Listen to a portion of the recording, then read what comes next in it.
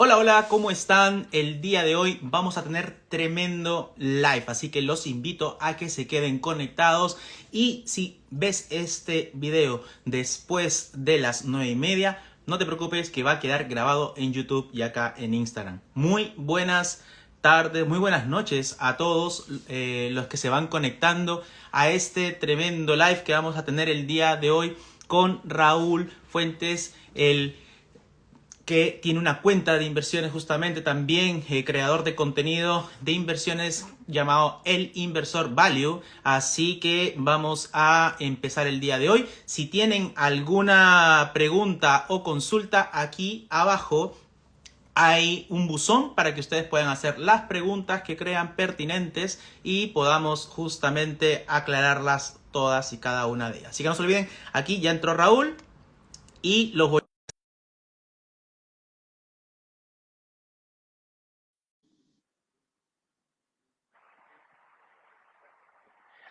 Ahí lo acepté. Así que no se olviden, si tienen alguna pregunta o duda, aquí abajo hay una casilla de preguntas. Raúl, ¿qué tal? Hola ¿Cómo estás? Manuel, ¿bien y tú? Muy bien también, gracias por ¿Se preguntar. Felizmente escucha bien, no puedo cierto? conectar. Te escucho yo perfecto. El resto a ver si me puede escribir, si se escucha bien tanto a mí o a Raúl. Y Ya, genial. empezamos. Buenísimo. Bueno, ahí está, la gente se está conectando. Bienvenidos a todos nuevamente a este tremendo live junto con Raúl Fuentes del Inversor Value. Así que ahí tenemos los OK de que sí nos pueden escuchar. Tremendo. Y eso es justamente lo que queremos, ¿no, Raúl? La participación de todos, porque la idea es eso, interactuar y que podamos aprender más del tema de inversiones. Claro, vamos a estar aquí atentos a las preguntas. Para mí, bueno, mencionar que estoy muy contento de poder realizar este live con Manuel. Yo sé que nos seguimos hace mucho tiempo y me llama mucho su estrategia de inversión. Ya vamos a hablar ahí un poquito de trading, de análisis fundamental, análisis técnico, que es algo que estoy aprendiendo en el último tiempo. No solo del fundamental se vive, sino que cuando queremos encontrar oportunidades de más corto plazo, sí he llegado convincentemente y estudios así los demuestran de que a veces hay que mirar el técnico para no tener esos sobresaltos y ese miedo y que nos puede causar el mercado en algún momento. Así que muchas gracias por la invitación, Manu. Bueno, no fue una invitación en realidad, muchachos, esto lo coordinamos entre los dos. De hecho, yo le dije a Manuel si está dispuesto a hacer un live conmigo, así que nada, pues ahora comenzamos. Sí, no, yo agradecido por eso. Igual lo más bueno es que todo salió de una manera súper natural. Hace tiempo nos seguimos. Me encanta muchísimo, Raúl, tu contenido. Y bueno, en realidad es tremendo siempre hablar de inversiones, a lo que nos trae acá. Y sobre todo que con esta creación de contenido que tratamos de hacer un poco más para que las personas puedan tomar decisiones de inversión de manera más informada, que es básicamente lo que queremos, que en realidad para mí en lo particular lo que me llevó a crear contenido era porque algunas personas, no muchas, me decían que esto era como un casino, que esto era que uno se inventaba, y no, acá esto se le mete cabeza, se estudia, se analiza, se sigue, se tiene paciencia, etcétera, y bueno, la idea es empezar aquí. Raúl, ¿te parece si empezamos para los miembros de mi comunidad también, quienes todavía no te conocen, y de hecho que sí lo van a hacer ahora en adelante mucho más, te puedas presentar y de ahí sigo yo? Bueno, ya todos me conocen, mi nombre, bueno, Raúl. Soy meteorólogo de profesión, así que no partí por el lado de las finanzas. Esto lo comencé a hacer más o menos hace 7 años atrás. Pero claro, mi base es de meteorología y ahora combino meteorología, finanzas. Cuando tengo que buscar empresas por ahí que tengan relacionadas con el clima, obviamente ocupo mis ventajas competitivas y con eso voy buscando oportunidades de empresas principalmente para tenerlas a largo plazo. Pero básicamente eso, me defino como una persona que me encanta en realidad los mercados financieros, me gusta mucho analizar empresas desde el punto de vista fundamental y bueno, ahora estoy combinando un poquito el técnico, porque igual tengo un amigo que es Ignacio, que siempre me ha dicho y él se ha profesionalizado en eso, entonces dije, bueno, voy a buscar personas que quieran colaborar y bueno, Manuel es una de esas personas que está todo el día metida en el mundo de los mercados al día a día. Y bueno, cuéntanos un poquito, Manu, también, obviamente, para que mi comunidad te conozca a ti también, la presentación básicamente. Bueno, muchas gracias. Mi nombre es Manuel Arenas. Estudié economía en la Universidad de Lima. Tengo algunas acreditaciones también. Tengo un diplomado en inversiones alternativas en la Universidad de Harvard o el Alternative Investment y creo contenido justamente para poder informar, educar y básicamente seguir al mercado para que cada una de las personas que están en esta comunidad puedan obviamente tomar decisiones de manera correcta, pero por sobre todo conociendo todos los pros y los contras de una inversión. Porque, como siempre digo, en el momento de inversión nunca jamás vamos a tener certezas, tenemos probabilidades y básicamente en el análisis es donde la idea es tratar de tener la mayor cantidad de probabilidades a nuestro favor. Así que siempre en las mañanas también trato de actualizar a todos en las historias sobre cómo amanece el mercado, cómo amaneció la bolsa o cómo terminó la bolsa asiática, la bolsa europea, la bolsa americana. Más que nada, mi expertise principal va por la bolsa norteamericana, no tanto de la bolsa chilena, más que nada, no porque no me guste, sino simplemente porque siento que de repente en Estados Unidos tenemos más información disponible, más fuentes de información, etcétera. Así que, dicho esta introducción, nos hablan acá de Blue, ¿cómo dicen? Acá nos escribieron, Raúl, sobre Benchmark Blue Management. Ese es un proyecto que va a salir pronto a la luz, en el cual voy a estar encargado como el que tiene que encontrar esas inversiones que se revaloricen a largo plazo. Va a ser un fondo privado. Bueno, ya vamos a tener tiempo para poder hablar del fondo de inversión. Eh, pero me gustó mucho con lo que terminaste antes, Manu, de mantener a la gente el día a día con los mercados financieros. Yo he visto tus posts en la mañana, son las historias que logro ver y me parecen de muy, muy buena calidad. De hecho, ya ni siquiera tengo que mirar otro tipo de páginas como Investing porque digo, bueno, Manuel ya me tira esa información procesada y gasto menos tiempo en hacer unos clics y puedo ver alguna cosa más entretenida en redes sociales. Ahora, respecto a lo que nosotros pensamos como inversiones, claro, tenemos que estar conscientes de que tenemos que tener las probabilidades a nuestro favor. Esa fue una frase que me encantó cuando dijo Manuel su introducción, que es probabilidad. No tenemos certeza. A largo plazo sí puede que esas certezas sean mayores, porque si vemos la gráfica de las buenas acciones en bolsa, tienden a subir a largo plazo y así han rentado durante 20, 25 años. Por ejemplo, podría ser una certeza en probabilidades, porque 90% probabilidad a lo mejor de que American Express haya sido una buena inversión en los últimos 20 años. Pero eso tampoco te quiere decir que American Express sea una buena inversión en los siguientes 20 años. Entonces, eso es lo que nosotros tenemos que aprender, pero también existe lo otro, que también el mismo libro de Benjamin Graham, El inversor inteligente, nos indica que nosotros tenemos que estar tranquilos, eso lo sabemos, comprar acciones, quedarse tranquilo y aumentar en el momento que caigan. Y obviamente analizar los trimestres, analizar el equipo directivo y ver que eso no se vaya deteriorando, porque eso es otro punto. Pero existe lo otro, existe lo que todos queremos también, sino para qué estamos con cuentos, nos gusta estar metidos en los mercados, nos gusta ver que las acciones suban o bajen, y en eso nosotros queremos buscar la probabilidad, y para eso se utiliza el análisis técnico. ¿Podrías contarnos un poquito de algunas estrategias de análisis técnico, qué indicadores tú miras? Porque mira, desde mi punto de vista, yo no soy un experto de análisis técnico. Me he leído sí el libro de Mercado Financiero de JJ Murphy, pero sé que hoy en día hay unas técnicas mucho más avanzadas de la que muestra ese libro. Pero como punto de partida, a mí me parece interesante. Pero cuéntanos tú, Mandy. Bien, a mí me enseñaron una analogía entre análisis fundamental y el análisis técnico. Y es básicamente cuando tú, bueno, yo de joven voy a una fiesta, ¿no? A una discoteca, llego a la discoteca y quiero sacar a una chica o una chica quiere sacar a un chico. Obviamente tiene que haber primero como cierta atracción, te tiene que gustar. Pero tú, si tú llegas a la discoteca, y lo primero que haces es sacar a la persona, probablemente te ganes un no. Entonces, el análisis fundamental me enseñaron que es el hecho de encontrar a esa persona que tú crees que puedes tener afinidad, que te guste, que quieras sacarla a bailar, pero el análisis técnico te dice el momento ideal, ¿no? En el cual poder tener más probabilidades de que te pueda aceptar ese baile o no.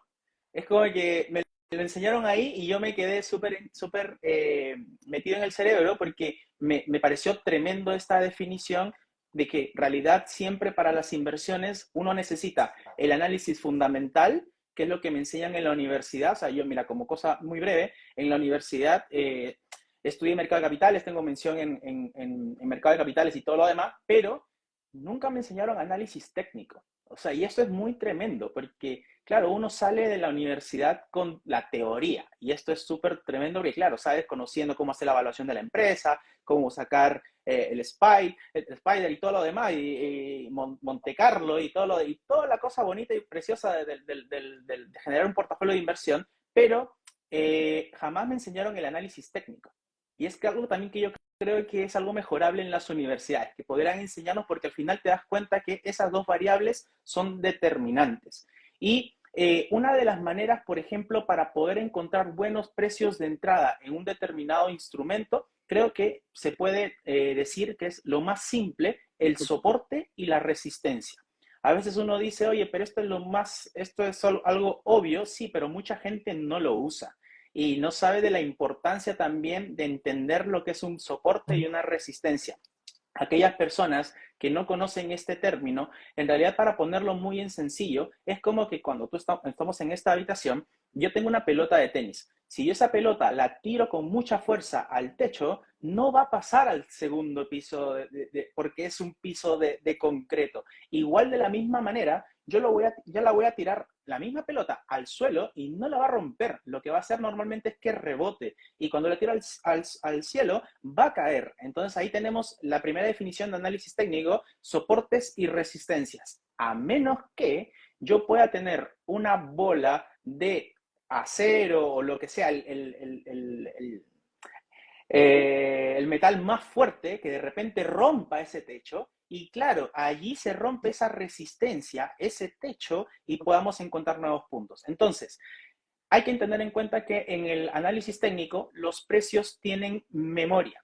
Y algo que tú decías que era súper clave, o sea, el hecho de que hace 20 años American Express haya rentado cierta cantidad, haya tenido cierta tendencia, no significa, no es un sí, solo sí, que ahora va a volver a tener ese mismo rendimiento. Por eso se dice que rendimientos pasados no aseguran rendimientos futuros.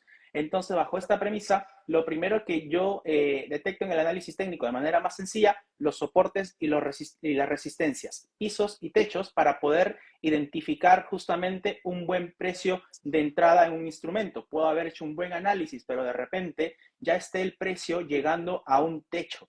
Entonces, independientemente de que sea una alternativa interesante de inversión, probablemente estoy comprando en el máximo y más chances, más probabilidades tenga que la acción caiga a que suba un poco más. Así que creo que podemos partir por esa parte del análisis técnico. Ahora voy a seguir lanzando algunos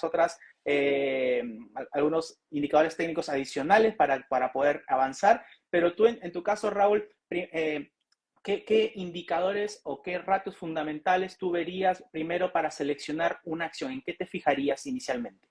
Bueno, lo primero que hago es conocerme a mí mismo. Digo ya, ¿qué fortalezas tengo como persona común y corriente?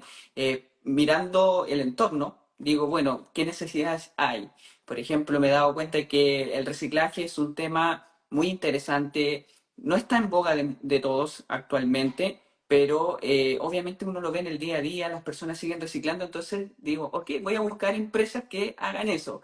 O por el otro lado, por ejemplo, veo los supermercados, analizo marcas, qué marcas están predominando y ahí voy generando, haciendo un background de ideas y luego llevo esas ideas al computador y donde busco los análisis, los ratios principalmente, donde digo, bueno, si la empresa está muy sobrevalorada, la dejo en un watch list, como por ejemplo acabo de subir Otis, una compañía que se encarga en el mantenimiento de ascensor, instalación, o sea, una ventaja competitiva enorme, pero tú dices, ya, pero la empresa cotiza 29 veces el beneficio. Para mí es algo elevado de pagar. Entonces es una empresa que yo diría de esas empresas que esperaría en una crisis, por ejemplo, donde yo sé que a lo mejor va a ser una oportunidad de entrada, que no son muchas, no son muchas. O sea, si uno buscara, por ejemplo, Waste Management, por ejemplo, Esa es tremenda.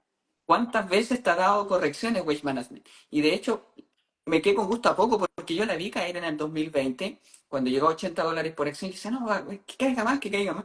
Y al final quedó en eso. Y de ahí creo que no ha corregido más. Tendría que caer casi un 50% para poder recién verla en ese precio. Entonces, son cosas que uno va aprendiendo a largo plazo. cuando va entendiendo los negocios. Y bueno, partir también por analizar las compañías, la historia de la empresa. Como dices tú, yo veo un gráfico similar, soporte y resistencia, pero lo aplico con ratio. Lo he mostrado en alguna figurita, que es mostrar la evolución que tiene, por ejemplo, el ratio precio sobre beneficio, el famoso PER, y buscar las desviaciones estándar, por arriba, por abajo, y esos son mis soportes y resistencia. Cuando el PER está por encima de una o dos desviaciones estándar, una metodología propia, obviamente me da una idea de que el activo quizás está más caro de lo normal, y cuando está por abajo digo, bueno, wow, ese es el momento quizás, y ahí podría buscar alguna técnica de análisis técnico, donde decir, bueno, quizás por aquí podría ser una zona de acumulación de capital. Entonces más o menos de ahí ya voy armando ideas. Así que el PER sería como el básico, pero no sirve en todo. O sea, si yo quiero Exacto. buscar una empresa como Close the Loop, por ejemplo, si bien cotiza un PER económico, no puedo tener la historia detrás porque una empresa relativamente nueva o cotiza hace muy poco en el mercado. Entonces, ahí voy utilizando otro tipo de estrategia, y ahí podría ser, por ejemplo, descuento de flujos de caja, pero ya es algo mucho más avanzado, requiere conocimiento, y por eso, bueno, por eso a todas las personas que nos están viendo, decimos, los mercados financieros hay que tener conocimiento. Podemos tener suerte, eso no hay duda, que yo puedo decir, bueno, es que mi amigo me dijo que comprara esta acción, la compré y subió un 500% de un día para otro. O sea, puede haber mucha gente que se ganó mucho dinero quizás con la subida de Supermicro Computer y no tenía idea qué hacía Supermicro Computer. Entonces, la idea es que, pero eso puede ser un pelotazo. La idea es que nosotros ganemos dinero en bolsa Exacto. sabiendo lo que estamos haciendo, porque es más fácil o es más rentable en el largo plazo y sostenible que nosotros hagamos bien las tareas y vamos creciendo paso a paso, que un pelotazo y después ese pelotazo se transforme en muchos errores y bueno, llegue a un descontrol total. Y acá podemos hablar, ¿no, Raúl, de cualquier mega empresa que esté súper barata, que esté súper atractiva, que esté en un piso técnico y todo lo que queramos decir, todas las probabilidades, pero de nada va a servir si no sabemos manejar no sabemos manejar nuestro riesgo primero y no conocemos nuestro perfil como inversionistas.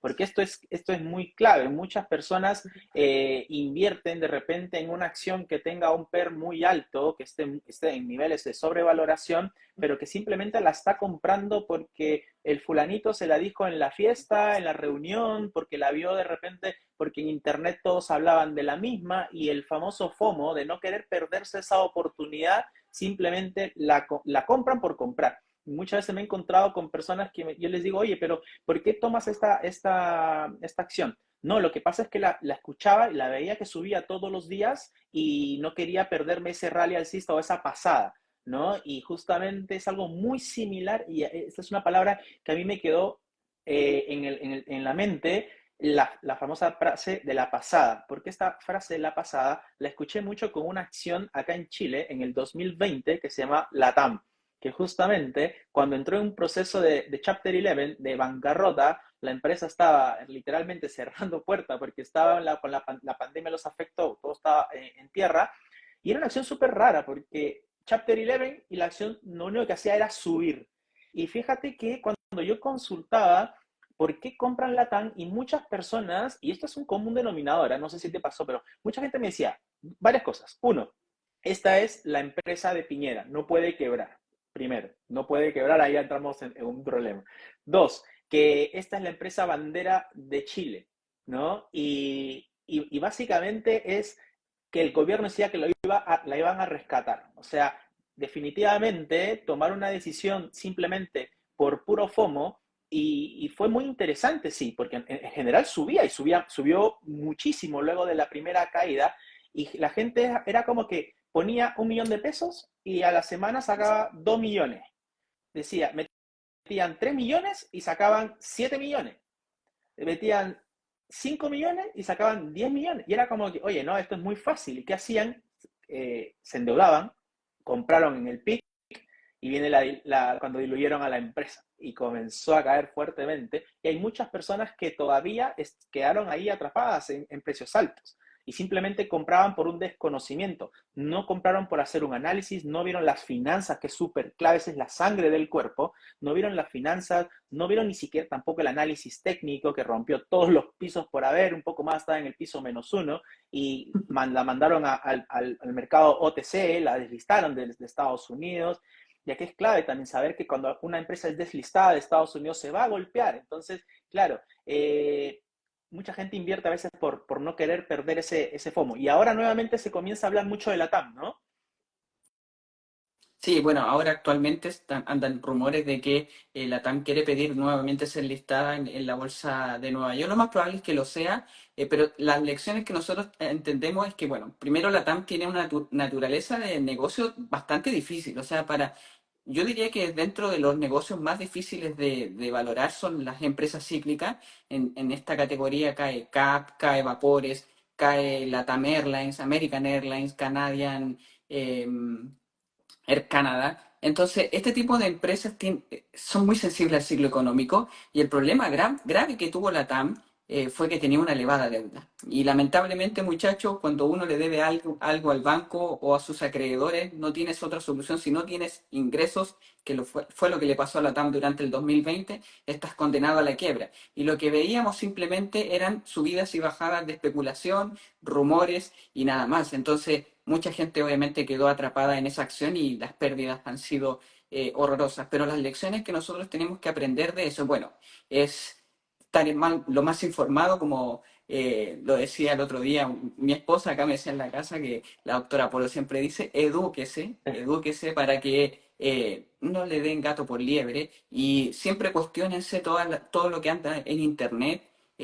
Denle una segunda vuelta, incluso hasta mis propias, no recomendaciones, pero si yo doy una tesis de inversión, cuestiónenla, díganse, oye, qué pasa si no? Entonces, todo eso es un crecimiento futuro y piensen que no hay mejor negocio que en el negocio que uno no hace nada. Sí, es increíble lo que uno puede hacer en la bolsa. O sea, si tú analizas una acción una vez y esa acción te puede dar rendimientos toda tu vida. Sí, es increíble lo que hacen los mercados financieros. Por algo es donde básicamente yo le diría a las personas que tienen que partir si quieren hacer un negocio o tener una cierta tranquilidad para el futuro, es en los mercados financieros, que al final son uno de los activos que han dado mayor rendimiento en toda la historia, al menos los últimos 100 años, desde que tenemos datos. Entonces, son cosas que que tiene que ir, obviamente, ejecutando con una estrategia, con un plan y con paciencia para los más largoplacistas y los cortoplacistas, obviamente, si quieren especular, háganlo con parámetros, ocupen las probabilidades a su favor, macroeconomía, microeconomía, análisis técnico, análisis fundamental son los pilares para hacer buenas especulaciones, que lo hacen todos. A nivel profesional, lo que nosotros vamos a ver siempre es eso. A nivel profesional, las grandes instituciones son muy pocas las que manejan el largo plazo, más bien los fondos de pensiones, pero a corto plazo es donde se mueve la gran cantidad del dinero y eso es lo que genera esta oportunidad, esa ineficiencia de mercado que uno a veces puede encontrar ahí dando vueltas y son el oro puro que uno debería tener en su cartera. Sí, definitivamente. Esa ineficiencia del mercado uno tiene que justamente poder aprovecharla y tenerla a su favor siempre. Hay que tener en cuenta que de una u otra manera el mercado, a ver, para decirlo súper sencillo, o sea, desde la crisis al día de hoy, los mercados han tenido un bull market muy alcista, muy interesante, muy marcado igual, pero también a la vez hay que ponernos a pensar aquí que esa bazooka de dinero que se inyectó al mercado, esa inyección, esa distorsión que se generó a los mercados financieros de que cualquier crisis se solucionaba con bajar la tasa a cero y que luego si faltaba plata sacábamos la maquinita, obviamente eventualmente en el largo plazo tiene que generar alguna distorsión muy fuerte y una corrección muy fuerte. No por nada, el primer test, por ejemplo, fue en el 2018 cuando empezó la guerra comercial entre Estados Unidos y China. Las bolsas rápidamente cayeron hasta la segunda ocasión donde también sucedió lo mismo. El mercado demorándose en recuperar, subiendo paulatinamente, pero que en marzo del 2020 se dio el bear market más corto de toda la historia de la humanidad. 1.1 meses demoró en caer la bolsa casi un 34%. O sea, yo me acuerdo que había personas que habían invertido en el Standard Poor's en febrero, se salieron por el miedo, pero claro, uno después analiza, ¿no? Y ve cómo el Standard Poor's igual terminó subiendo un 21%. Aquí también viene el famoso cuánta guata tiene uno para poder invertir, cuál es su tesis de inversión original. Pero a lo que voy, ha habido tanta cantidad de dinero que obviamente hay muchas empresas que se vieron beneficiadas y otras que fueron cruelmente golpeadas. Es más, empresas que en la pandemia tampoco no sacaron a flote la ventaja que tuvieron, tipo PayPal, por ejemplo, que subió fuertemente en la pandemia, pero no supo reinventarse y cuando abrieron las puertas de las casas, cayeron fuertemente y así sucesivamente. Ahora también hemos visto que la bolsa ha subido fuerte también en los últimos 5 meses, pero las caídas también que se dan son de velas grandes, o sea, hay bastante volumen de gente que dice, quiero que en cualquier momento se caiga la bolsa y ahí es donde ahí uno tiene que aprovechar justamente en encontrar empresas muy interesantes, que tengan buenas finanzas, que también puede pasar que tengan un buen periodo de entrega de dividendos, etcétera. O sea, y algo que tú también mencionabas y que muy poco se habla, Raúl, es el management.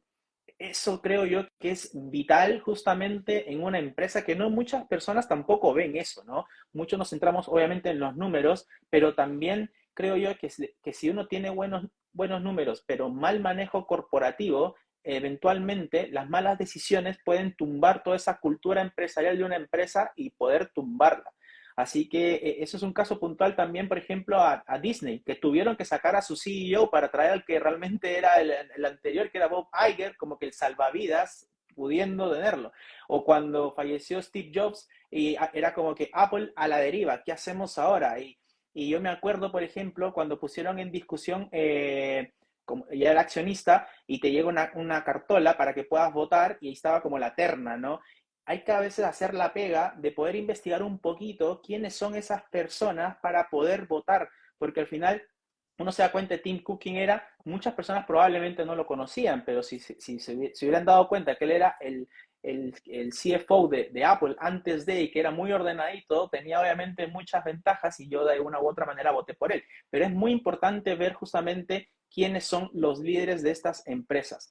Dicho esto, tú mencionaste Wage Management, que es muy interesante porque a mí me gustó en pandemia, pero a veces también hay que, esta sí la analicé muy de una manera un poco más light y en sencillo para comentar y no entrar en mucho tecnicismo, es que esta empresa Waste Management se encarga de la limpieza de basura, ¿no? Es como los clásicos barrenderos. Y estábamos en pandemia.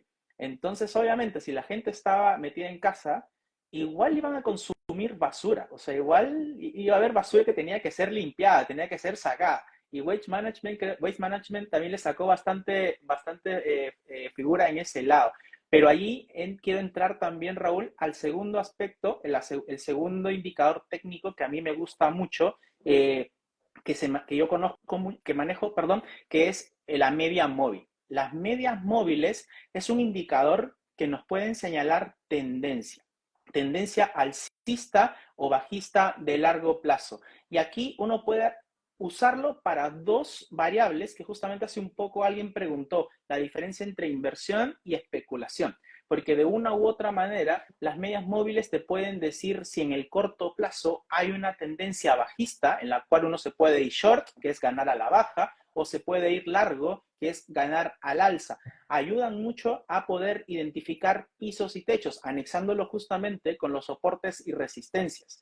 En la historia, la media móvil, por ejemplo, de 50 periodos y la de 200 periodos han sido muy útiles para el Standard Poor's 500, que cuando justamente ha venido ese tema de distorsiones por el bull market y se han disparado muy por encima el precio de la media móvil, tarde o temprano, la media móvil funciona como ese imán.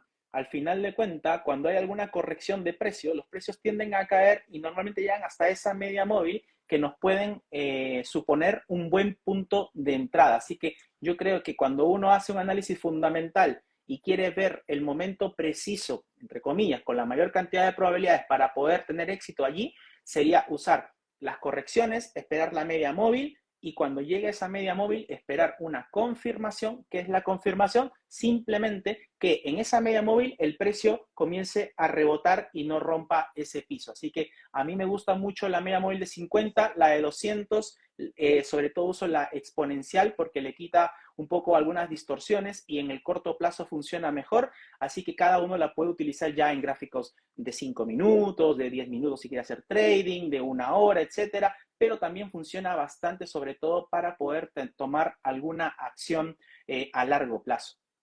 Sí, bueno, y yo para ir redundando también en el tema de este como ping-pong que estamos haciendo con respecto, el segundo indicador que a mí me gusta en cuanto a análisis fundamental, obviamente, es la proyección del beneficio por acción. Para mí es cuando quiero mirar el forward, o sea, el futuro, es mi base y siempre trato de buscar de que ese beneficio por acción me genere un PER que sea menor a 10 veces forward. ¿Qué quiere decir esto? Puede sonar un poquito extraño, pero lo que estoy diciendo es que, por ejemplo, es muy fácil, hay compañías que son muy fáciles de predecir. Por ejemplo, Coca-Cola. Si me dicen que va a generar cerca de $4 de beneficio en 2027, yo tomo esos $4 de beneficio por acción y los divido por el precio actual de la compañía. Entonces digo, ¿qué PER está cotizando del 2028? Y digo, bueno, si la compañía tiene un beneficio o un ratio P forward de 22 veces, supongamos, haciendo un caso de valoración, yo hoy día hasta 30, quizás no cumpla mi filtro. ¿Por qué? A lo mejor mi filtro va a ser yo le exijo que sea 7 veces forward, 10 veces forward. Hay compañías que cuando uno las mira y se sorprende, por ejemplo, uno puede decir, bueno, Alphabet ha subido un montón, pero cuando uno mira el forward de Alphabet se está dando cuenta que la empresa está cotizando a 13, 14 veces beneficios futuros. Y eso significa que no está cara mirándola si uno mira al futuro. Pero ¿qué pasa? Si el mercado te corrige, a ti ese forward se te va a hacer más chiquitito, ese valor per se te va a hacer más pequeño y obviamente eso es lo que se conoce como margen de seguridad cuando uno quiere comprar acciones. Hay otros motivos también para encontrar margen de seguridad, por ejemplo, en la actualidad. Y ahí uno busca valor libro, flujo de caja por acción, cuánto cash tiene la compañía, ratios de endeudamiento, ver si la compañía tiene un current ratio muy bueno. El current ratio, muchacho, es activos corrientes, es decir, lo bueno, el efectivo, lo que puede vender la compañía rápidamente versus los pasivos corrientes, que es lo malo, lo que tenemos que pagar rápido. Mientras más alto sea el activo corriente, quiere decir que la empresa, la probabilidad de quiebra es menor, mucho menor, porque cubre de sobra. Entonces, eso es lo que nosotros miramos como el valor intrínseco en el momento actual, pero también tenemos que mirar el valor intrínseco al futuro. Una vez es proyectarlo por el beneficio por acción y lo otro es haciendo descuentos de flujo de caja, que es como lanzar la cuerdita al futuro y traer el efectivo que va a ganar la compañía al presente y calcular su valor en la actualidad, proyectando sus beneficios futuros. Esas son como las técnicas que utilizo para poder valorar empresas. Obviamente es mucho más complicado el tema de lo intangible de la empresa. Es ahí donde uno entra como en el terreno oscuro porque es ahí donde uno no puede usar las matemáticas y viene el ingenio humano. Por eso sí existen los analistas, porque uno tiene que analizar lo cualitativo de la empresa, como dijo Manuel, equipo directivo. Tenemos que ver qué proyectos, qué están pensando en el interior de la compañía, ver si eso que habla el CEO es plasmable o es ciencia ficción. Por ejemplo, ver las conferencias del 2020 del CEO de Nikola mostrándote prototipos de camiones que no se hicieron nunca, o sea, eso era ya una locura. Pero hay otros que son mucho más serios, por ejemplo, viendo al mismo CEO de Apple, mostrándote las proyecciones de las compañías. Y a mí me gustó mucho lo que pasó el 2020 con Apple, sobre todo con lo que dijo Warren Buffett en su carta en ese momento, cuando decía que las ventas iban a decaer, de que veían que Berkshire iban a estar muy tranquilos, muy confiados con la compañía, pero veían que iba a haber un momento medio opaco. Eso es ser transparente, y eso es lo que ha sido empresas como Apple, empresas como Berkshire Hathaway, y le han ido bien en bolsa, mientras que hay otras medias fantásticas que aparecieron por ahí que quizás, como dice Manuel, eran para el pelotazo, para poder romper barreras, que eran Virgin Galactic o las Nikola, que salían los CEO prácticamente con bailarina ofreciéndote el negocio cuando uno miraba los fundamentos y no había nada, pues no había nada, literalmente eran especulaciones. Entonces, creo que también eso es una forma de valorar las compañías ya desde un punto de vista cualitativo. Sí, y ahí veo también que hace un tiempo hiciste una valoración, por ejemplo, de Nvidia, puede ser, que la comparaste con AMD. Y un video tuyo hace un tiempo que me gustó Sí, bastante, ¿no? Creo que fue inicio de año, si no me equivoco. Y según ese análisis, el valor justo estaba más o menos en 713, la acción estaba mucho menos. Obviamente, analizando estos ratios perso, es muy interesante tener en cuenta y ver las ventajas también que tiene una empresa, ¿no? En el caso de Nvidia, el factor de la tecnología, que es muy difícil de alcanzar hoy por hoy, la ventaja en precios que tiene la empresa, y entre las cosas que de una u otra manera uno no puede analizar es el tema también de las patentes. A mí me gusta mucho ese tema porque también es muy difícil de valorar una patente. Es más, una de las mayores Apple cayó, justo comentábamos hace un rato, ¿no, Raúl? Sobre Apple, que cayó 34% casi en el 2000, no me acuerdo si en 2013 o 2014. Y era porque hubo un juicio entre Apple y Samsung por un tema de patentes. O sea, que el iPhone era muy cuadradito y ese cuadrado lo tenía patentado Samsung. Que el botón de inicio era medio milímetro más chiquito de redondo que el que tenía patentado Samsung, que Samsung patentaba la pantalla, no sé, táctil y el otro no, y se peleaban por todos lados, pero paralelamente las empresas estaban ganando dinero, pero este tema de patentes podía ocasionar que, por ejemplo, se paralice la producción total de los iPhone o la producción total de los Samsung Galaxy. Entonces, claro, hay cosas que a veces también tenemos que analizar, que tenemos que cuantificar cuánto de las ventas totales de repente, ¿no, Raúl? Representan el iPhone para Apple. ¿Qué pasaría si mañana Apple deja de vender iPhone? ¿Qué pasaría con la empresa, con los márgenes, con toda la utilidad que podría tener, con la deuda que tendría que pagar, o Samsung también, etcétera? O sea, súper, súper importante. Y algo también que yo veo, por ejemplo, me gustan los conference call, la conferencia de los accionistas. Toda empresa que cotiza en bolsa, chicos, aquellos que no saben, toda empresa que cotiza en bolsa tiene en Estados Unidos la obligación, ojo, esta es una obligación, de presentar sus números trimestrales una vez cada 3 meses. Esto genera los famosos gaps, saltos de precios muy bruscos que pueden generar o ganancias exuberantes o unas pérdidas bastante cuantiosas. Pero esto, ¿por qué se da? Porque en el conference call, que está calendarizado, y lo pueden ver en una fuente de información que se llama Earnings Whisper, también ahí pueden ver el calendario de noticias, el CEO y el CFO, que es el gerente general y el gerente de finanzas, lanzan más o menos, ok, vendimos esto en este trimestre por y este motivo, y lanzan también lo que se llama el forecast o el guidance, que es la proyección a futuro.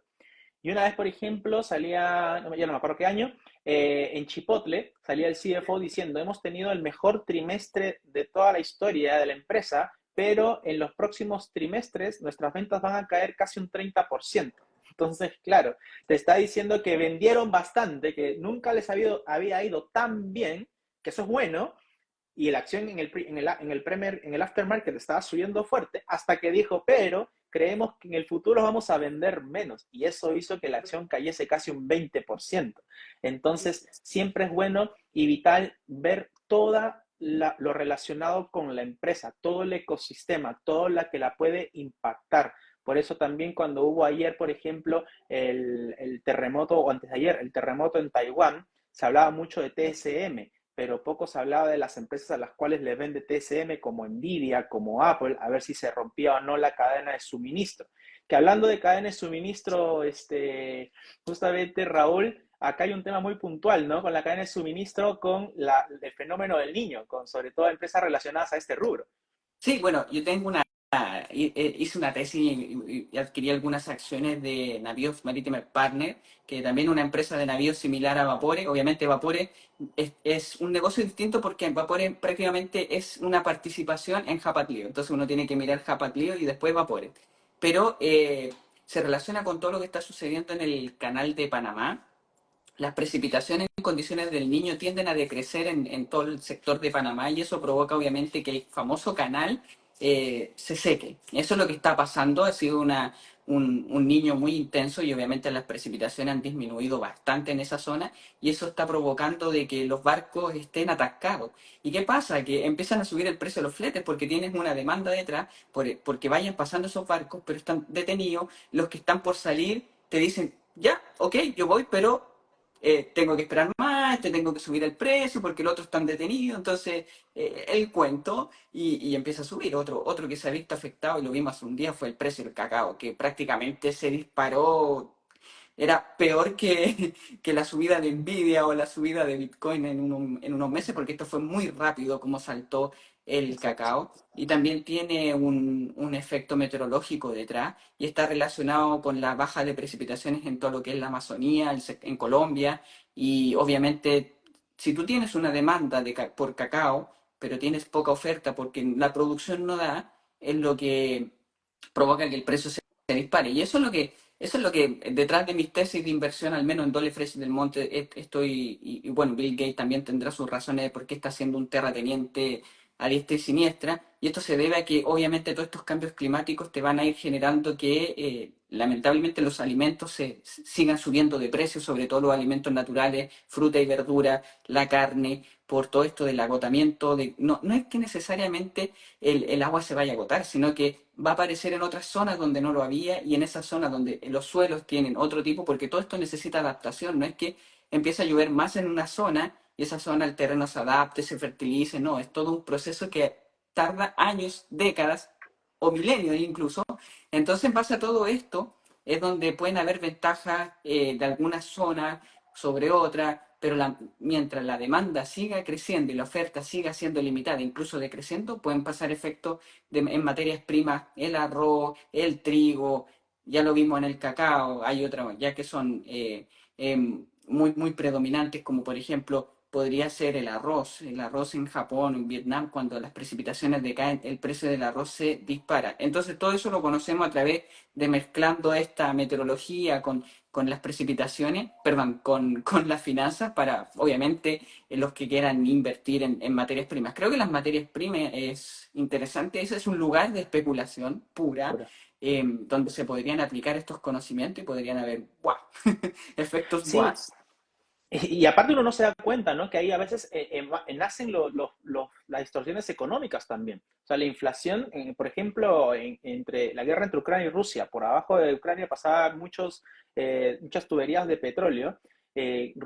Ucrania era uno de los principales exportadores de grano del mundo. Y obviamente esa disrupción de la cadena de suministro generó que el trigo comenzase a subir, que la harina comenzase a subir, que el aceite comenzase a subir. ¿Y eso qué significa? Mayor elevación de precios, inflación. Con el tema del cacao, también uno, por ejemplo, en sencillo, obviamente hay que hacer más análisis, pero uno en sencillo puede decir, ok, sube el precio del cacao, ¿qué acciones probablemente puedan verse beneficiadas o afectadas? ¿No? Ahí están las empresas que se dedican justamente al chocolate, Hershey's, por ejemplo, también puede sufrir algunas distorsiones ahí en el valor de sus precios, Molindis, que también ve que los costos comienzan a aumentar, entre otras empresas. Siempre la idea es no solamente guiarse por el titular, sino también ser un poco más exhaustivo en nuestras inversiones, que esto nos ayuda mucho justamente a gestionar nuestro nivel de riesgo, porque independientemente de que el Standard Poor's o el Nasdaq estén subiendo o bajando, tenemos que ver las inversiones también como inversiones no solamente de corto, sino de mediano largo plazo. Y obviamente esto va a generar impacto en el valor de las mismas. Por lo mismo, hay que siempre analizar esto. Obviamente el factor de la meteorología me llamó siempre la atención, sobre todo en los países de Sudamérica, porque Brasil, Colombia tienen grandes extensiones de tierra. Yo no soy un conocedor de esto, pero sí me gusta saber cómo una sequía o una inundación puedan justamente afectar ciertos cultivos, ¿no? Acá en Chile pasaba el tema de la palta también en su momento, fue un símil con el cacao también que subió fuertemente, entonces en general el gas natural también que comenzó a caerse fuertemente o el petróleo que sube con una guerra, o sea, tratar siempre de no solamente ver el precio, sino también esto como un consejo, chicos, vean el por qué está sucediendo algo, por qué está subiendo el cacao. No simplemente compren un commodity porque está subiendo.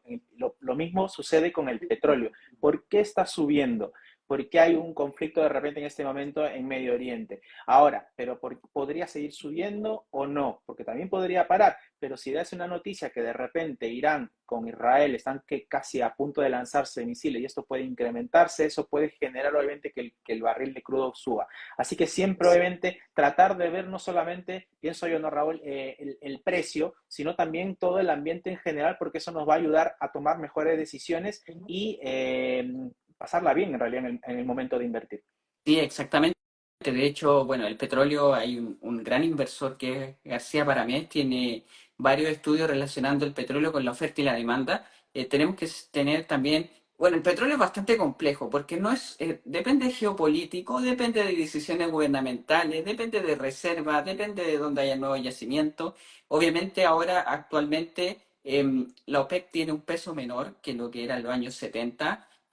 Por lo tanto ya lo que puede hacer la OPEC para poder incrementar los precios artificialmente, reduciendo la oferta de petróleo disponible, ya no tiene tanto peso, además que obviamente en la materia energética ya por lo menos un 10, un 15% ya es renovable, entonces no hay una tanta dependencia del petróleo, pero sí hay un punto importante que es un poquito más avanzado, que es que todas estas prohibiciones, obviamente para hacer esta transición energética, lo que está generando es que la demanda por petróleo sigue aumentando. Si la demanda energética cada vez gastamos más, los humanos gastamos más, y eso lo que está provocando es que como hay menos exploraciones, de hecho Petrobras se deshizo de muchos proyectos que ya dijeron, bueno, vamos a ser rentables, vamos a entregar dividendos y todo eso, y, pero esos yacimientos que quedan ahí en el olvido te están generando que, bueno, en algún momento del tiempo, en algún momento del futuro, obviamente tengamos una demanda creciente por petróleo y una oferta limitada.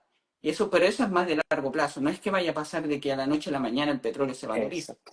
Entonces, pero a corto plazo, obviamente el petróleo es muy afectado por tensiones geopolíticas, también obviamente el peso macroeconómico también en esta materia prima es sumamente importante, una debilidad económica, sobre todo en los países del primer mundo, Estados Unidos, Europa, Canadá, si obviamente si se ralentizan sus economías, obviamente va a haber un menor consumo de petróleo.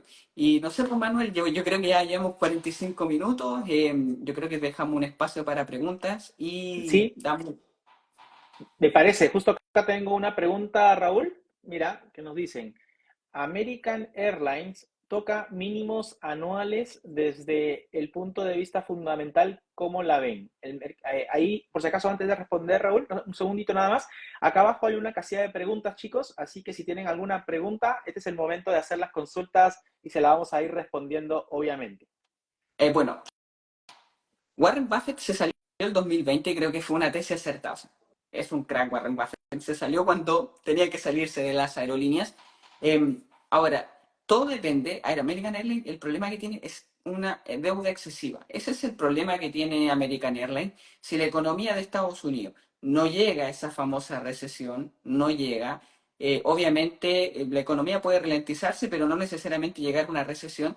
Si American Airlines logra zafar todo eso bien, me parece una opción interesante siendo una empresa cíclica, obviamente cíclica. Tenemos que estar esperando siempre cuando estas compañías no tengan su precio más bajo, sus beneficios se empiecen a deteriorar. Eso está diciendo de que estamos en la peor fase del ciclo económico y es ahí cuando uno tiene que interesarse por este tipo de compañía. Ahora, lo que ha pasado, que yo pienso de que todas estas compañías cíclicas, al menos el sector de aerolíneas, ha ido en picada, no ha llevado nada que ver con lo que uno puede ver en el sector tecnológico y esto se debe mucho a que todavía existe miedo en los mercados y de hecho uno mira los flujos de capital, hay mucho flujo de liquidez en renta fija y eso te está diciendo que hay miedo en el mercado y ¿dónde se plasma? En empresas cíclicas, empresas mineras de acero por todo lo de China, empresas de aerolínea por todo lo que podría ser una recesión que uno no sabe si va a llegar o no. Si llega a pasar, obviamente ya está descontado en el precio de la aerolínea. Pero ¿qué pasa si no? Si no llega esta recesión, estas compañías se pueden recuperar bastante rápido. Y obviamente, muchachos, la empresa cíclica, uno puede ver repuntes que son increíbles. O sea, hay empresas que te pueden hacer un X10 en menos de 1 o 2 años, porque sus beneficios también crecen de esa manera. Pero tampoco tú puedes pensar que subió a los 10 años y se siga manteniendo 10 años más. Lo más probable es que caiga. Y eso es lo que uno puede ver que parecen electrocardiogramas. Estas empresas no son la típica exponencial que uno le gustaría encontrar AutoZone, Google, Meta, Amazon, sino que son más bien electrocardiogramas, le digo yo, que tienen pulsos alcistas, pulsos bajistas, pulsos alcistas, y eso está asociado a la economía. Sí, y además, bueno, ahora empieza, estamos a puertas de, ya estamos entrando, si no me equivoco, a primavera en Estados Unidos, llega el verano, que justamente en esta ciclicidad que habla Raúl es donde comienza la temporada de vacaciones en Estados Unidos. Normalmente las empresas de crucero, de aerolínea, por lo general hacen un buen negocio, les va relativamente mejor que en otros trimestres, no como por ejemplo los periodos de diciembre, enero, donde hay mucha cancelación de vuelos, aviones que no pueden salir por el clima, etcétera. Así que interesante lo de American Airlines, pero también tener en cuenta eso, es muy clave lo que tú decías, de que es una empresa súper endeudada y no por nada también ha quebrado más de una vez. O sea, entrado en bancarrota, la última vez fue también entre el 2013 y 2014, que antes era AMR Corp, yo justamente la operé cuando salió en OTC, esperando que salga cuando ya cotizó en OTC, cuando era AMR, y le ponen una Q, porque a todas las empresas que quiebran les ponen como un tatuaje, que es justamente la Q. Igual a la TAM también le pusieron una Q. Todavía no entiendo por qué la Q, pero bueno, en fin, es como un tatuaje que les ponen a este tipo de empresas. Así que bien por eso. Acá hay una pregunta que me dice, mira, ven corrección en el corto plazo, si te parece la respondo, en corrección en el Nasdaq, en el corto plazo. Aquí siempre como mis profesores de economía decían en la facultad, depende. O sea, uno no puede asegurar si la bolsa va a seguir subiendo o si va a haber la famosa corrección. Todo esto depende y depende de muchas variables. Hay que tener en cuenta que las empresas tecnológicas son muy beneficiadas por algo que en estos últimos días se está hablando mucho, que son las tasas de interés. Las tasas de interés, que son los fondos federales con los cuales el Banco Central presta a los bancos comerciales, todavía se mantienen altos. O sea, la economía norteamericana ha mostrado síntomas de tener buenos datos en el PIB, la inflación viene cediendo, y si la economía está en teoría subiendo y la inflación cayendo, el Banco Central no tendría la necesidad de bajar hoy por hoy, no tendría la prontitud de hacerlo, de bajar tasas tan pronto. Y es por eso que hemos visto caídas en el Standard & Poor's ya de manera consecutivas. La bolsa cayó el Nasdaq cayó fuerte el viernes, el lunes, el martes y el día de hoy. Mañana hay un dato importante que es el dato de empleo no agrícola. Si el dato de empleo nos dice que sale mucha creación de empleo, podría suceder que nos diga que el mercado laboral está tan fuerte que eso significa que si la gente está trabajando, la gente tiene a fin de mes poder adquisitivo, y si tiene poder adquisitivo va a seguir comprando, y si sigue comprando los precios siguen subiendo, las presiones inflacionarias todavía se podrían mantener altas. Entonces yo como Banco Central, ¿para qué voy a bajar tasas tan rápido? Y el sector tecnológico por lo general es el sector que más dinero se presta también en el corto plazo. Y si son de los sectores que más dinero se presta en el corto plazo, con unas tasas altas, eso significa que su nivel de endeudamiento, la plata le va a salir más cara, lo cual es la sangre del sector tecnológico, los márgenes. Entonces, cuando las empresas marginan menos, ganan menos, y eso puede generar caídas en el corto plazo, definitivamente. Pero también, igual, es muy relativo. Ahora está en 16.000 puntos, estuvo en 18.000. Podría corregir desde el plano de vista técnico. Hoy día vi justamente al Nasdaq y podría caer tranquilamente un 3% al menos en el corto plazo, ¿no? Pero eso inclusive ni siquiera se llamaría bear market, porque el bear market o mercado de corrección es cuando los mercados caen por debajo del 10%. Así que una corrección que en el Nasdaq definitivamente, Juan, podría haber definitivamente, pero también hay que seguir viendo las variables más macros para ver si la tendencia se sigue manteniendo al alza o bien esa famosa corrección. Eso es verdad. De hecho, Peter Lynch lo plantea, de que al final, él lo dice en una entrevista en los años 80, dice, bueno, el mercado de valores te va a caer de media un 10% cada 2 años. Eso es, pero no quiere decir que el año termine en menos 10. O sea, uno mira la historia, en los mercados siempre vamos a encontrar más números verdes que rojos, pero entre medio, en todo el tumulto que hubo en el año, te puede caer un 20% y te puede terminar positivo un 20%. Así de extremo pueden ser Tranquilamente. los mercados. Sí, tranquilamente las correcciones son saludables también para aquellos que queremos entrar en una acción que la vemos que está muy alta y que nos pueden generar mejores precios de entrada. Raúl, sé que lo hablamos aquí, pero por ejemplo acá, dice, sé que no te gusta la TAM, pero los inversionistas igual siguen apostando por ella. ¿Crees que vuelva a subir? Apostando. Bueno, yo creo que están apostando a que la empresa logre nuevo listarse en la bolsa de Nueva York. Sabemos el efecto que tiene cualquier cualquier empresa que se lista en la bolsa de Nueva York. Todos quieren estar ahí y obviamente eso es una entrada obligatoria de los fondos cuando una empresa nueva ingresa. Lo que pasó, por ejemplo, con Supermicron cuando ingresó al Al Standard Poor's Standard y lo que Poor's. pasó con Whirlpool. Whirlpool cayó en el mismo momento que Supermicron subió y eso se debe solamente por el efecto de que los fondos están obligados, o sea, hay dinero que se tiene que dividir en esa empresa nueva que ingresa. Entonces, si la TAM va a ingresar o llegar a ingresar, obviamente que puede impulsar su precio, pero eso no tiene ningún sustento fundamental, es netamente especulativo y se debe a una condición puntual que es el ingreso nuevamente a la bolsa de Nueva York. Sí, de flujos, ¿no? Porque hay empresas que, por ejemplo, en el B o en un ETF del Standard Poor's solamente invierten en el en empresas que cotizan en el Standard Poor's. Si una empresa sale del Standard Poor's, tienen que vender, aunque no les guste, tienen que venderla porque tienen que comprar las que entren, ya que la tesis de inversión de ese fondo es replicar el movimiento del Standard Poor's. Y yo no puedo replicar el movimiento de un índice invirtiendo en una empresa que acaba de salir. Claro. Entonces, siempre es importante eso.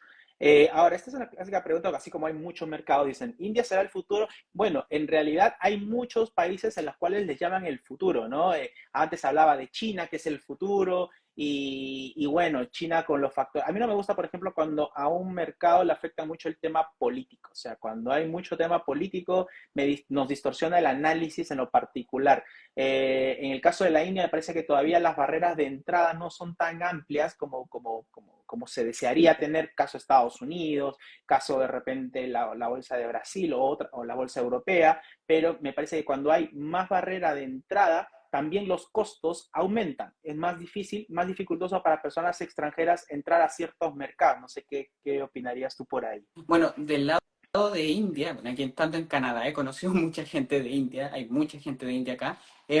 Lo que pasa, lo que tiene que mejorar India es todo el sistema de que es un país que tiene altas tasas de corrupción, de malas prácticas. De hecho, han salido escándalos como Satyam, que era una empresa tecnológica que prácticamente no vendía nada y te fraudulentaba y estaba metido hasta el auditor ahí. Entonces, obviamente todo ese hermetismo de esos mercados medios exóticos, obviamente India tiene todo para ser un gran mercado al alza, pero primero tiene que manejar todo el tema de la corrupción que hay dentro del propio país.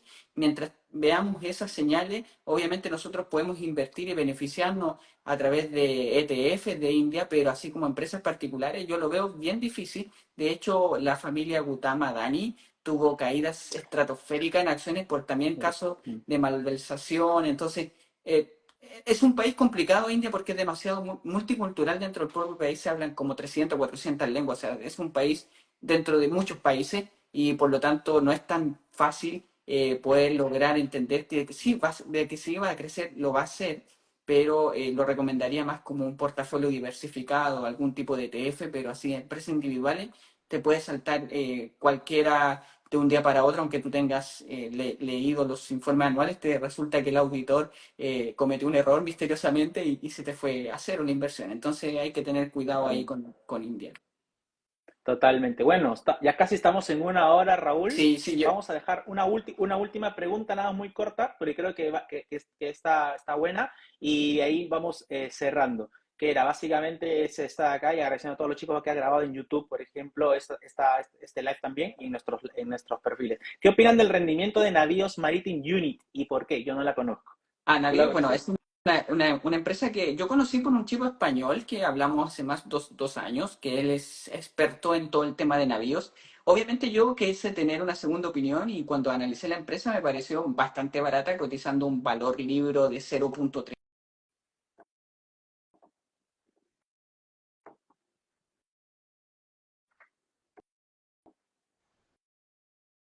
Hola, hola, me parece, o Raúl se quedó congelado, o soy yo, no sé si me pueden leer.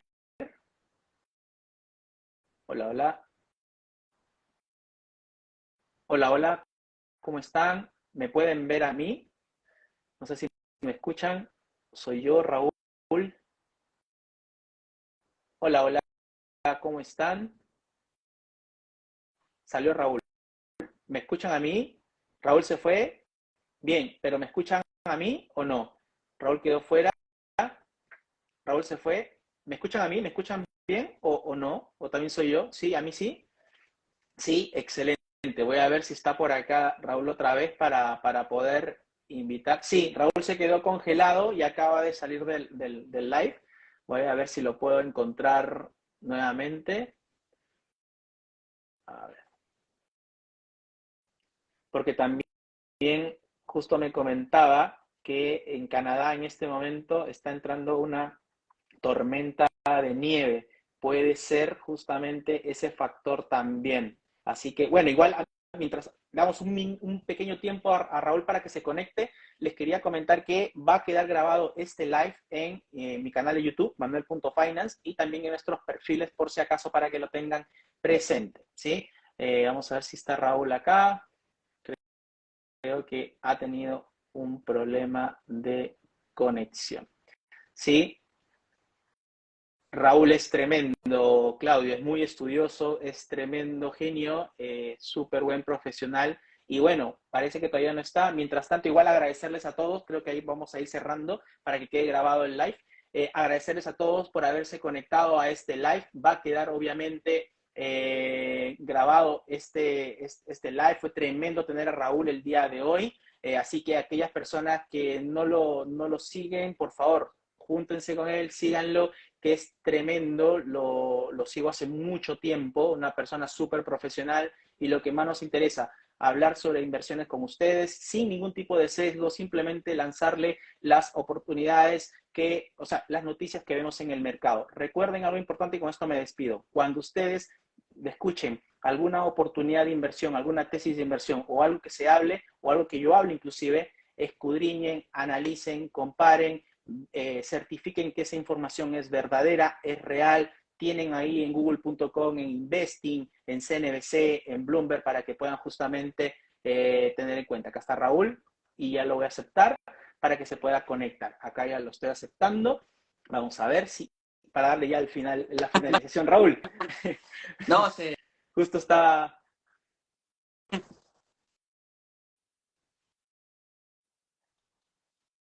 Nada, Raúl, estaba diciendo que estaba haciendo el preámbulo, como que tenías, que sé que tienes un tema ahí con la tormenta también. Pensé que podía haber sido ese factor también, pero estaba justo aprovechando también ya para ir cerrando el tema. Pero igual, Raúl, si querías completar esta pregunta que me había quedado en el aire, ¿no? Que no te escuchamos porque se perdió.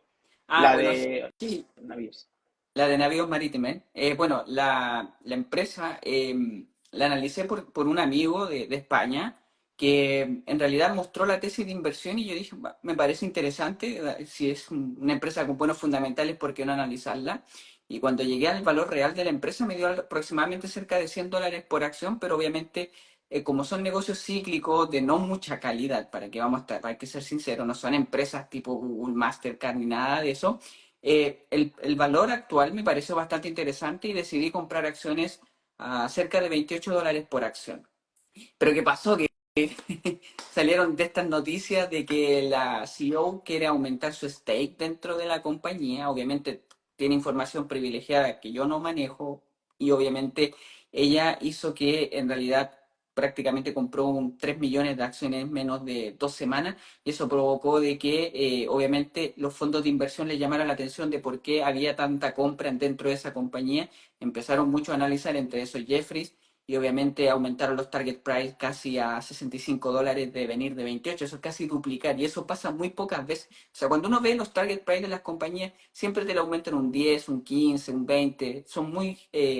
pero aquí que te lo aumenten el doble, obviamente eso provocó un salto enorme en el precio que la llevó casi a 45, ahora está por 42 dólares. 42.55. Sí, Claro, claro. 42.55. Pero es una empresa de que obviamente, si bien cotiza muy barata, tenemos que ir monitoreándola porque también se pasa lo del canal de Panamá, se pasa y viene supongamos, un escenario recesivo, es una compañía que tal como subió, tal puede caer. Entonces no es una inversión a largo plazo, no es una inversión como para andar especulando sin mucho conocimiento, requiere algo más específico, algo más técnico porque obviamente esta empresa, obviamente si uno mira su gráfico tampoco puede encontrar que ha sido una empresa con retornos espectaculares. De hecho, si uno la hubiese comprado en 2007 y es lo mismo Vapores, si uno mira todas esas empresas en 2007 lo pasaron horrible cuando vino la crisis financiera y esas empresas son las que te caen demasiado cuando viene este tipo de crisis y es ahí donde uno no quiere estar. En estos momentos tiene factores de cola y además está con un valor contable muy atractivo, pero más o menos eso sería del por qué yo ingresé en esa posición, lo dije abiertamente en Patreon y de hecho, voy a comentar públicamente, vendí hace muy poco la mitad. Tomé un poco de ganancias porque me parecen que hay otras acciones que son más atractivas dentro de mi propio portafolio y las cuales quise aumentar exposición. Tremendo, tremendo. Bueno, Raúl, nada, agradecerte bastante por este tiempo, agradecer a todos ustedes que se han conectado también en este canal. Sé que quedaron muchísimas preguntas, es más que obvio. Raúl también tiene el Patreon, justamente como comentaba, donde pone tesis de inversión, todo lo demás. Los invito a seguirlo. Y bueno, a mí también porque subo bastante información relacionada con mercados, actualizarlos y la idea de este live simplemente era un poco seguir expandiendo más el conocimiento bursátil, que ustedes puedan interpretar diferentes variables antes de tomar una decisión. No es fácil invertir, siempre hay que hacer un trabajo adicional, hay que tomarse esto en serio. Recuerden que es su plata, es su dinero, por ende tienen que meterle cabeza, no manejen las emociones. Así que nada, Raúl, ¿algo más que decir antes de despedirnos? No, gracias. Obviamente también invito a seguir a Manu y bueno, si quieren estar diariamente conociendo lo que sucede, lo más probable es que mañana Manuel suba qué va a pasar ahí con el famoso dato de empleo no agrícola, que obviamente para los que están a corto plazo y todo lo que está pasando con toda la caída, sobre todo de hoy de los mercados, tiene bastante relevancia. Y eso, pues muchachos, no, gracias a toda la audiencia, se nos hizo bastante entretenido, a mí se me pasó volando esta hora. No pensé que una hora pasa tan rápido cuando uno está haciendo lo que le gusta, en realidad pasa muy rápido. Así que eso, muchachos. Y nada, pues, mano, estamos ahí en contacto. Yo sé que quedaron muchas preguntas y eso se puede ir haciendo en otros lives. Así que manténganse atentos, que ahí podemos sacar otra colaboración pronto y nos vemos en un próximo live. Y a ti, Que Manuel, estén muchas muy bien, gracias. chicos. Que estén A ti bien. también, Raúl. Un gran abrazo, que estén bien. Hasta luego. Hasta luego. Chao, Chao, chao. chao.